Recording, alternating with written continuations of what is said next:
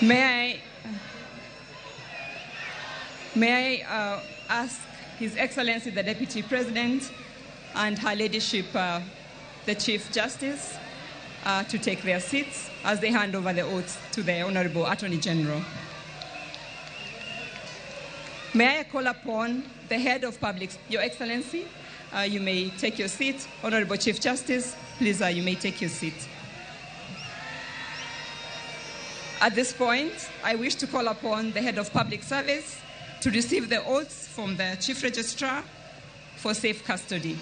As I mentioned earlier, one copy will be handed over to His Excellency the Deputy President, another will be retained by the judiciary, and one copy will be handed over to the Head of Public Service for safe custody. Thank you. But there's another. That's all. They're both there, yes. At this point,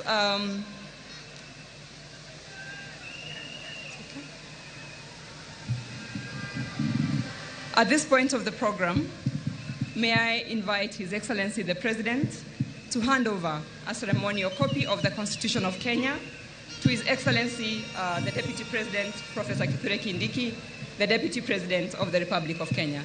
Your Excellency.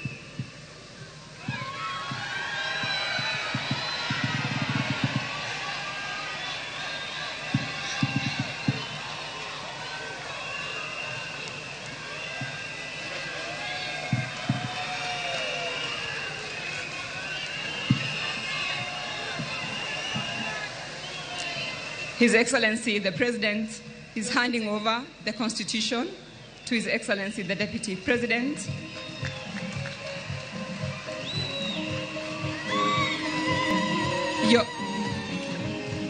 Your Excellencies, if you could remain on stage for a brief photo session to commemorate this event. The first photo will feature His Excellency the President and His Excellency the Deputy President of the Republic of Kenya.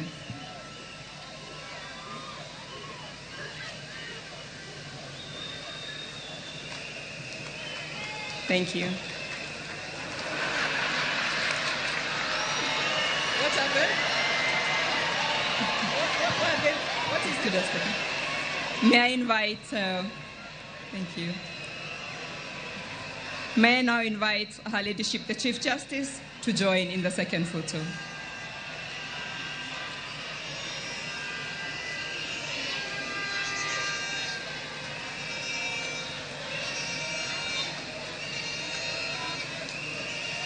We may take our seats. We may take our seats for the sake of the cameras behind you. We may take our seats, please. The Honorable Chief Registrar and the Honorable Attorney General to join in the next photo.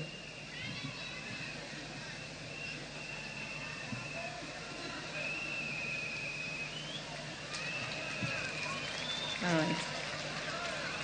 For the second last photo, I kindly request Her Excellency the spouse of the Deputy President, Dr. Joyce Kithure, and Her Excellency the First Lady, Rachel Ruto, to join in the fourth photo, with the request that the Honorable Chief Justice remains in this photo. Thank you.